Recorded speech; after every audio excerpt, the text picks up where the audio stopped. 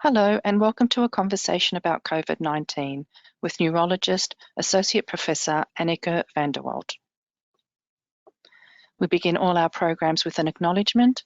We acknowledge and pay respect to the traditional custodians, past and present, on whose lands we meet today. We acknowledge the deep feelings of attachment and the relationship of Aboriginal people to country, and we respect the cultural authority of the elders in each community. A word on informed choice. This presentation is prepared and presented by an independent expert. The views presented are not necessarily the views of Multiple Sclerosis Limited, and we ask individuals to seek further advice regarding the relevance of the information for their situation. I'd now like to introduce you to our presenter, Associate Professor Anneke van der Walt. Anneke is a neurologist at Alfred Health in Melbourne, where she is appointed as the Head of MS and Neuro-Ophthalmology. She leads the MS and Neuro-Ophthalmology Research Group at the Central Clinical School at Monash University.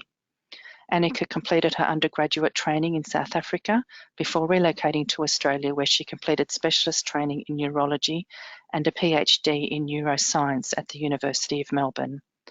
Her research interests include treatment of MS tremor, better monitoring of cerebellar dysfunction in MS, and MS cognition. She has a keen interest in women's health in MS, as well as symptom management for people living with MS. And joining Anneke today is Marie Ma. Marie is the MS Business Development Manager for Clinical Programs. She's also one of the nurses here at MS, and she'll be asking questions that we have been hearing from people with MS. Hello, Anneke. Thanks so much for giving us your time today. Hello, Marie. Thanks for having me today. Hopefully we'll be able to share lots of relevant information with our listeners today. So we asked our community of people living with MS, and these are some of the questions that they have. So we'll get started. And the first question, which is really not a surprise, but what is COVID-19? How do you get it? And what are the symptoms? Well, yes, it's always good to start at the very beginning. So from about early December of 2019, there were reports of a virus and viral lung infections emerging from Wuhan, which is a city in China. And this was then identified to be caused by a new virus, which is a coronavirus. But a new variant of these type of viruses, and this was causing lots of lung infections. Now, for many people and most people, these infections were mild, but what was notable is that it was spreading very fast, which means that the health systems in China was getting overloaded very quickly, and some people did get very, very unwell, and there was many deaths recorded. Now, ever since then, this virus has been defined even more as the type of coronavirus that has been identified, and this is now called SARS-CoV-2 or COVID-19, which is just a nomenclature or naming that people do for viruses to tell you exactly what proteins make up this virus. So so that's pretty much where it all started, and as people would know from watching the news, most countries in the world have now recorded cases, and many countries are in major lockdown mode to try and limit the spread of this virus. So how would I get the virus? How is it spread? Well, at the moment in Australia, most cases have been reported in people returning from overseas travel. So that's still the majority of cases. There has been some healthcare workers that's been infected, and people that has been exposed to other people with the virus who's returned from traveling. But the thing that we're all watching out for is people presenting with infections without a known contact, which would indicate that there is then widespread community involvement and that the virus is spreading to people without them having a known contact.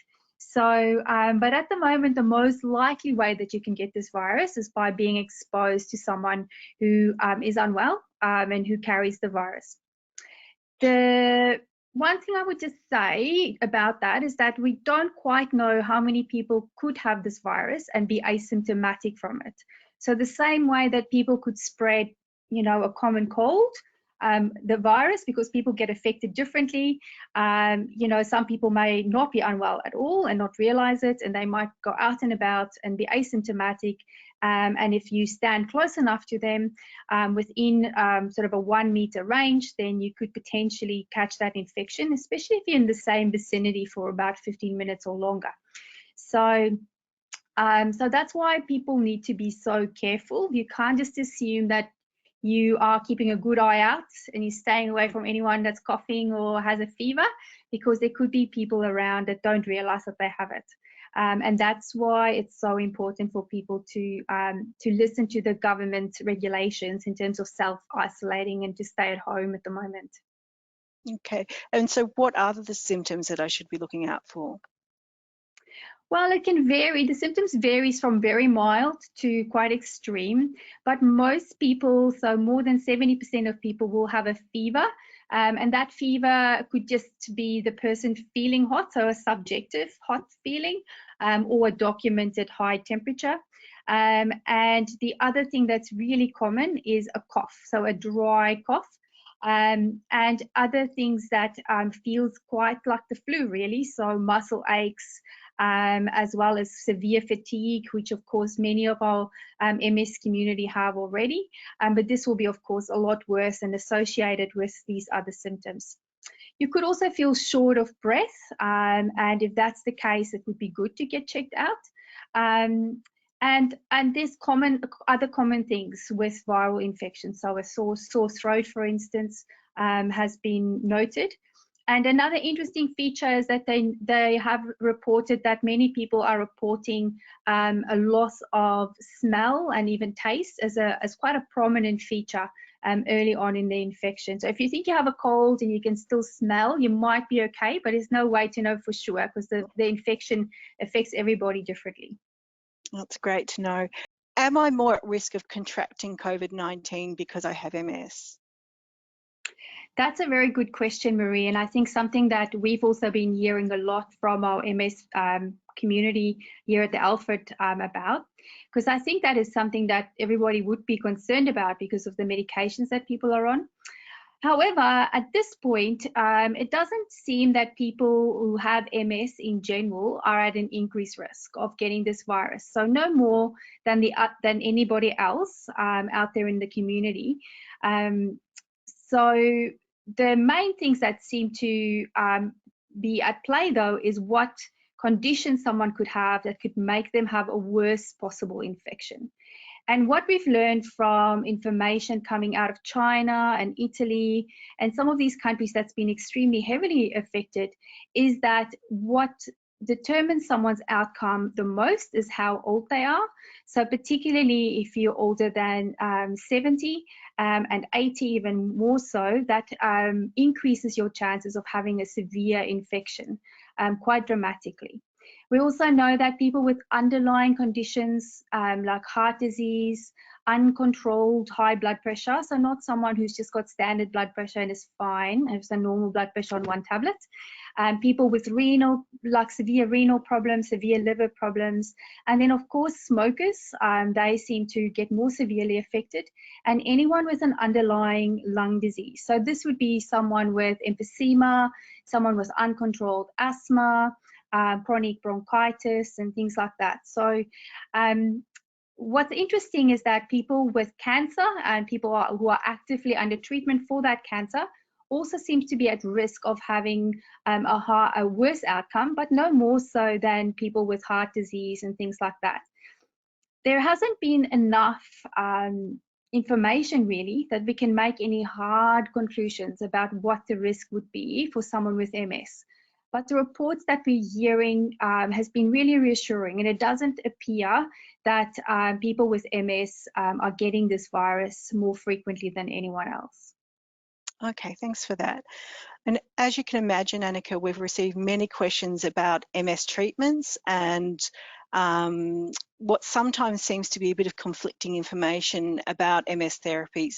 For example, what's meant when they talk about levels of immunosuppression and if you should stay on or go off therapy. What could you tell us about I that? think it would be, you know, I think this is one of those things where people might be getting lots of conflicting advice. And, you know, I've sort of learned over the years that sometimes if you keep looking for an answer and you keep getting a different answer or just evades you to get a clear yes or no answer, it is often because there just isn't an answer. And that's because we just don't know enough about exactly what will happen to a specific person with MS on a specific treatment. So what we're talking about really is making some conclusions based on what we know about the MS drugs in general. And I guess from that, we developed some general principles to say, well, this is what the approach should be for most people with MS. If you on this treatment or this treatment or this treatment, and we'll go through what that approach could look like. But we have to remember that every neurologist and every MS service will have perhaps a slightly different approach. And that doesn't mean that that group is wrong or that doctor is wrong. It's just because there isn't a black and white answer. And that your doctor or your clinic is probably knows you very well, and they may know about a general guideline, but they may choose to adjust it because of certain things in your specific disease history. So I guess if we think about the MS treatments, we can, you know, most of them are not what we would consider severely immunosuppressive. They are more what we would call immunomodulatory, which means they change the way that your immune system interacts with certain proteins in the body and so forth. So in this group, probably the drugs that have no effect really on the immune system would be the really old drugs, like the injectable interferons like Rebif and Betaferon and Plegridy and Avonex, and also Copaxone. So these drugs are not considered immunosuppressive, and we certainly don't think that if you get the COVID-19 infection that you should stop these drugs or do anything differently. The next class of drugs is what we would call sort of a middle group, and this involves a lot of our tablets. So this would be Gilenya or Fingolimod, which is a traffic blocker. So it doesn't really destroy any specific cells, but if you measure your cell counts, you will see a little bit of low counts in the lymphocytes, which is some of the cells that you need to fight all viruses. But we know that these cells are there, and it's a very, very specific population that might be trapped in lymph nodes, but the rest of them are all circulating and ready to, you know, fight the good fight of any infection. We have dimethyl fumarate or Tecfidera. Now, this is a drug that for most people will, again, not cause any changes in their immune system. But for some people, a small group, it can actually make your lymphocyte count again drop. And that's a true drop where these cells are not being produced, so they're not circulating properly. And the other tablet in this group is teriflunomide, which is probably, you know, perhaps a little bit less strong in terms of how its effect on MS. And again, we don't think it doesn't appear to have much effect on the immune system itself. Now, with these treatments, again, we would advise you not to stop your treatment and to keep taking it. If you look at the package inserts, and I know that a lot of people do, you'll see that it says in there, if you get acutely unwell, so that means you have a really high fever and you're feeling really crook, that you should perhaps stop the medication for a day or two. But for most people, that might not be, that is probably not going to be necessary. We certainly wouldn't advocate people stopping it if they get a cold or anything like that. But if you get in that situation, it might be good to touch base with your doctor to say, listen, I've got a temperature of 39, I'm on Gilenya, should I stop it for a few days or not? And just to get some advice.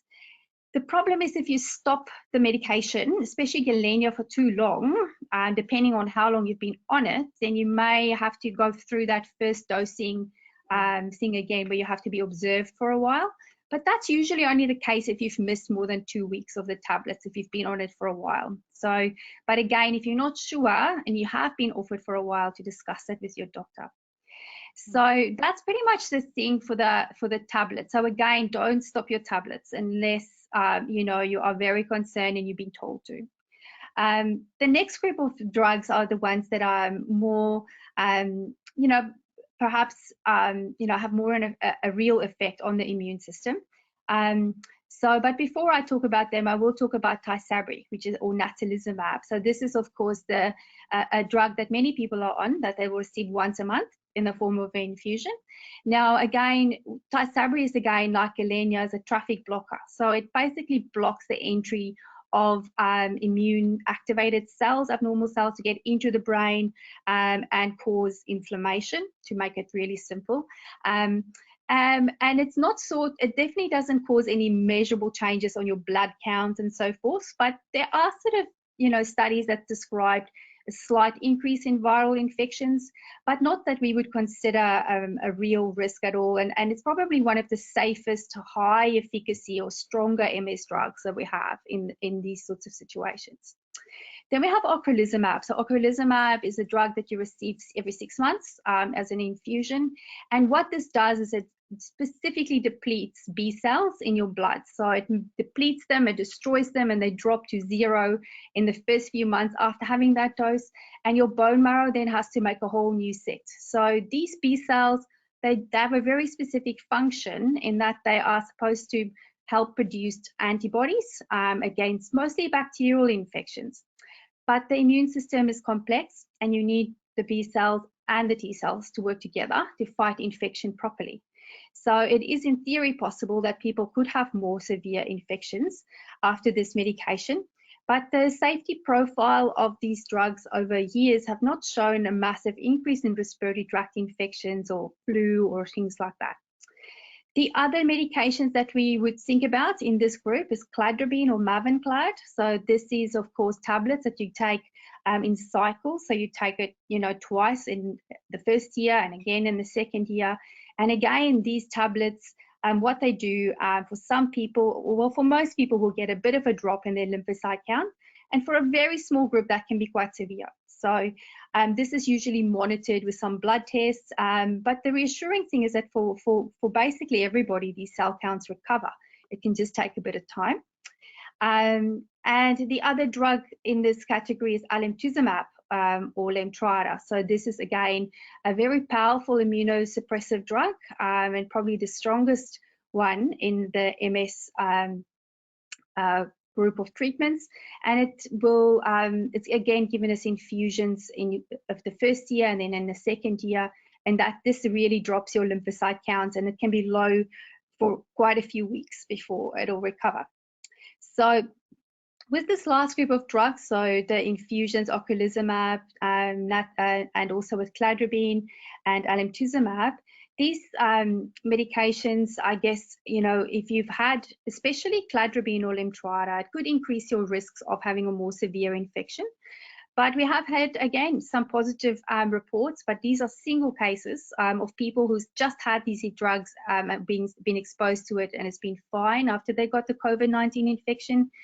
And with ocrelizumab, again, a couple of cases from Australia where patients have been reported, and one in New Zealand, where people on ocrelizumab had contracted the COVID-19 virus and has done really fine, just been treated at home, and some good reports from overseas. But again, there's lots of things that are at play. So I guess, Marie, sorry, I went on a bit, but in short, with these infusions, like ocrelizumab and natalizumab, we would not advise people to stop their treatment. And with cladribine and alemtuzumab, you might find that because these drugs work for so long, that some neurologists would say, look, we know you're supposed to have your second cycle now, but you're virtually still under treatment, even though you had treatment a year ago, so we'll just delay a little bit at the moment. And that appears to be a completely safe option. So I think, you know, just to conclude, I think, you know, whenever we discuss stopping treatment, we have to remember the very real risk of MS relapses. And some of the medications, if you go too long without them, you can get a reactivation of MS with quite severe relapses. So, and that for many people will leave much, much more long-lasting permanent deficits than the COVID-19 infection. So it's a very careful balance between the risks and the benefits. And the Australian and New Zealand neurology community at this point, and I think internationally as well, feel like people with MS should not stop their medication. They should stay to their usual routine. Oh, that's great. Very important information. On that, how do the neurologists in Australia keep up to date with how COVID-19 is affecting people with MS? Yeah, so there's a lot of international groups working on this. So I guess first let me tell you about how things work in Australia and New Zealand. So all of the neurologists in Australia and New Zealand are members of the Australian and New Zealand Association of Neurologists. And this community called ANZAN has a MS interest group, and currently this has more than 80 members, and these are all neurologists that are interested or look after people with MS. So and what's been fantastic to see with the COVID-19 infections reaching Australia is how this group has worked together.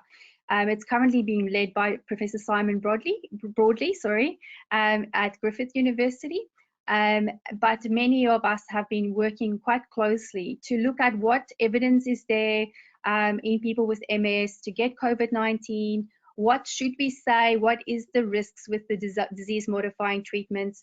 And together we've come up with a consensus to say, well, this is what we should do, and this would be appropriate for most people, taking into account, of course, that no one is the same and everybody needs to have the treatment discussed with their doctor.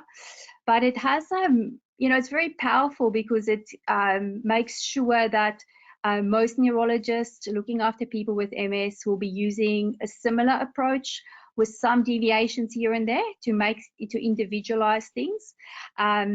And that these guidelines and suggestions to look after people with MS has also now been shared with MS and MS Research Australia, where these guidelines are available.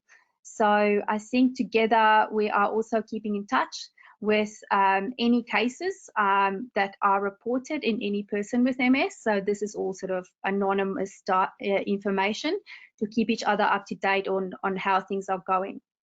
The other thing that's been very powerful is the international MS community's response. So there's quite a big group working very hard at the moment to share information and collect information in countries where there's already been a lot of infection. So this is particularly important now where in the European countries being affected, Italy and Spain in particular, and also starting in the UK, because there are a lot more people with MS in these countries. MS is quite a rare disease. It's a very rare disease in China, and the treatments are available are much more similar to what we have here in Australia. So there's a big network working on sharing information and getting together to make sure that everybody knows what's happened to, person X that was on Gilenya when they got the infection. And I guess we always have to be careful because what we are hearing could be an underreporting of cases. So it could be possible that, people are only sharing good news, but at the same time, it could also be that people only share bad news. So we don't quite know exactly how many people with MS would be affected and exactly what their outcomes are. And it's probably going to take a while still to know this data in detail. But from the case reports that we're hearing from overseas colleagues, it's all quite reassuring and kind of what we expected. So at this point, I've heard pretty much of a case on every MS drug, and the outcomes have been good. So I think that, even though we know the limitations of this, it is kind of reassuring to know, because I think, if you have to deal with this every day, your immediate thought would be that I'm going to do really, really badly, but I think it's actually the opposite. So I think people have to be careful and we all have to be very, very vigilant, but the outcomes that we're hearing so far has been good. Okay, thank you. That's really reassuring. In saying that, what are your top tips for helping people with MS access information, which sometimes feels as if it's changing every day? I know, it is just overwhelming. Like, I think all of us working in healthcare, everything changes every day. So I don't think that that's quite avoidable. I would suggest to people with MS that they should choose a few good sources. And I think, you know, sticking to the government website, so the Australian government advice that's updated pretty much every day on what's going on, how many cases there are, that would be a very good source. I think the Australia-New Zealand MS Neurology group, we are constantly updating our advice as well and posting that to MS and MS Research Australia. So that's something to look out for, but that's probably not going to change more than sort of 2 weekly, to be honest. The other resources that I think would be really good would be to have a look at your local state website. So I know in Victoria, for instance, that's the dhhs.vic.gov.au information, because it might give you a little bit more information closer to home, because there is some slight differences between the states and how they're approaching it. It's very, I think one has to be really careful because there's always some fake news at times like this. I was so happy to see those beluga whales going into the Venus channels. I completely fell for that one. But, you know, so everything is not, you know, always what it seems. And I think it's good to, if you do hear something scary, to find someone reliable that you could check it out with. And before getting too carried away with it. Okay, thank you for that. So one of the concerns we're hearing, Anneke, is what to do if you think you are having a relapse. Do you have any advice about that? Well, I think that, you know, certainly in times of stress, people may relapse more. And we also know that if people are unwell and they have a fever, they may also, you know, have a reappearance of their MS symptoms. That could feel like a relapse, but it's more like a pseudo relapse. So I think the first thing when you think you're having a relapse is to work out, you know, with your healthcare provider, whereas that's your MS nurse practitioner, your MS nurse consultant, or your neurologist, or even your GP if you can't get hold of anybody, to say, well, am I really having a relapse or not? That's of course assuming that it's not severe, which most MS relapses are not, of course. And then to have a discussion to see, well, what are your symptoms? Is it truly a relapse? Are you perhaps just fluctuating around what you usually function as?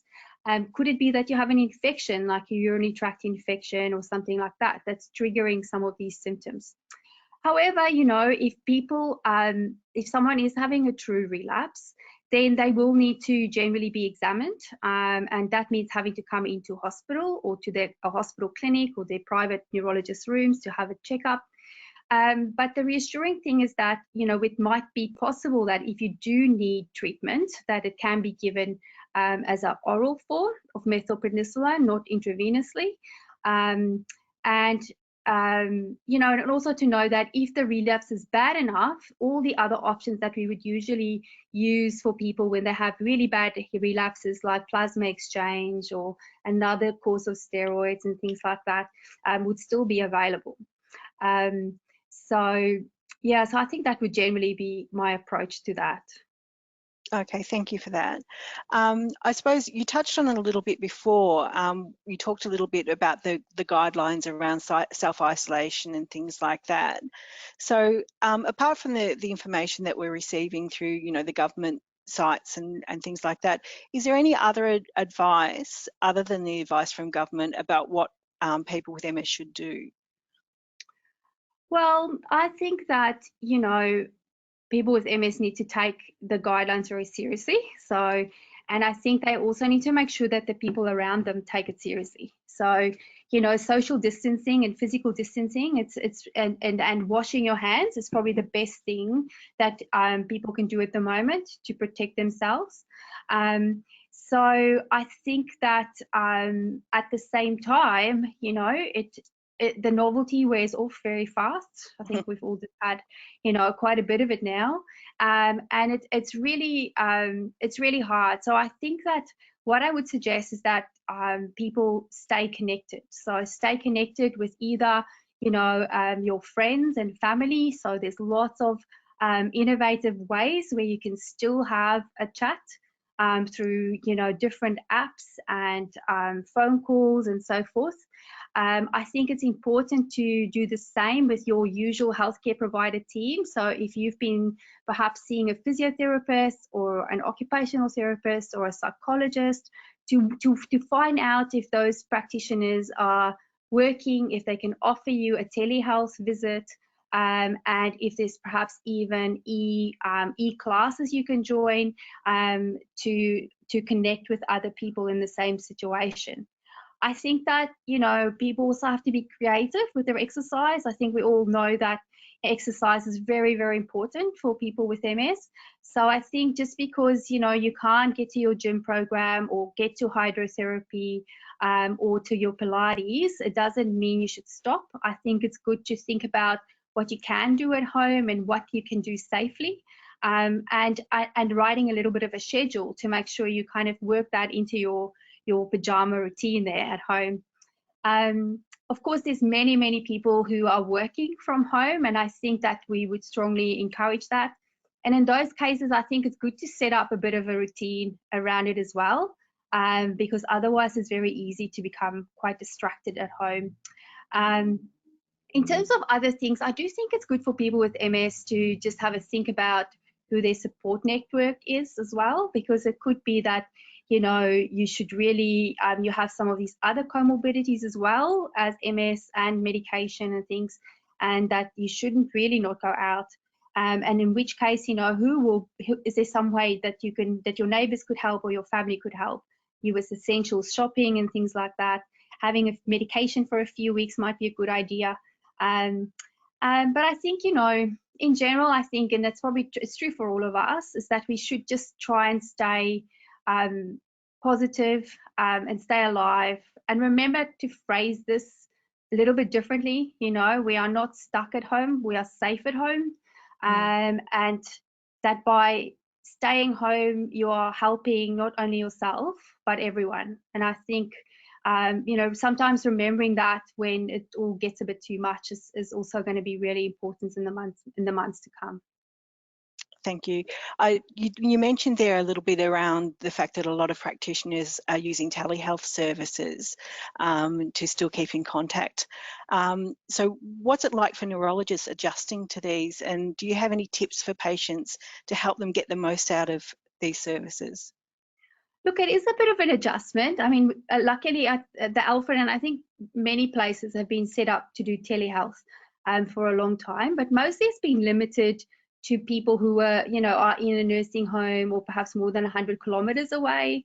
Otherwise, we would generally see people in person. So it does, I feel like if you have the video link, it does make it a bit more real. So because you can have some of the usual non-verbal clues that we all use to communicate. And sometimes if you know the people you look after very well, you can very quickly see how things are going without them saying very, very much. So, you do miss that face-to-face contact. And then, of course, the other big limitation for us as clinicians is that we can't examine people through telehealth. So that makes it just a little bit different because, usually, you would examine someone. But I think that it's still extremely effective. And I think having a discussion and making sure that someone is safe, that they're looked after, that everything that should be happening is happening. We can still post out prescriptions and things like that. So it's all been quite good. So I do think, though, that especially if you've not done a telehealth visit before, it can seem really weird for anyone. And I would encourage anyone with MS to do the same that you probably should think about doing for all your visits, is just to have a think about before that visit, where are you going to do it? Do you have a quiet spot? Does your connection work? Do you have your phone handy if the video or the sound doesn't work? Because often people will then revert to a phone call rather than a video link. it would be really good to have a think about, what is the crucial information you need. So is there specific symptoms you want to talk about? Is there specific safety information you need for yourself around your medication or your monitoring, like your MRI or your blood tests or things you should be doing, and making sure that you write those down. And then also, because it's a bit of a different type of communication, it might even be good to think about recording it. You could record yourself doing this visit, and you could also make notes, so you can, just keep track and remind yourself about what you said and what you were supposed to do. The other thing that's really helpful and that helps us a lot is to make sure that you also keep a list of things you may need. Like, say you'd need a letter to work from home or a certificate or forms to be completed, and things like that, because it's actually really difficult to do that later on. So if we can keep track of it during an appointment, that's very useful. Oh, that's great. You did mention, your regular checks such as your MRI or your routine pathology tests. What's your advice? Should we still be doing those? Well, I think that, we should be following, advice from our local health services. So I think that many hospitals in particular are trying to avoid people coming into hospital for routine visits. So I think let's first talk about, your outpatient appointments. So most of these will now be through telehealth, but you may be asked to come in to see a doctor in person, especially if there's a specific reason or you might have a relapse, things like that. In which case it's really important to make contact and let people know if you're unwell in any form, because what is unwell now is not what was considered unwell a month ago. So, any sniffle or anything you should be reporting. Otherwise, people will get a bit scared and annoyed. The same goes for when you have to go for your MRI scan. So many of our MRI scans, and most of them is really routine monitoring scans. And it could be that your scans have been stable for, the last 3 or 4 times, in which case it wouldn't be unreasonable to consider if you could postpone that. And if you decide to do that, it is better to discuss it with your treating team and already looking at scheduling it, even if it's in 3, 4, 5, 6 months time, because, appointments can be scarce to get in the public health system. I think most radiology and MRI departments now is taking infection prevention very, very seriously. And I know that, for instance, at the Alfred, they are triple screening everybody before they will put them in the MRI scanner. So just be prepared as well that it might take a bit longer to get through those checkpoints before you actually get your scan. So, but tell us if you think you may not need it and have a discussion, and it could be postponed. With blood tests, I think that usually there's a specific reason, again, for people to have a routine blood test, and usually this is to do with safety monitoring. So some of these become so routine that and they are always normal. But for patients, for instance, that have had Lemtrada or alemtuzumab, where they're supposed to have a monthly blood test, those blood tests cannot be missed. They have to go ahead. And again, it would be good to check with the local pathology service where you usually have your test, if they're opening, what their open hours is and what their policies are, to make sure you don't waste your time and that you know where to go.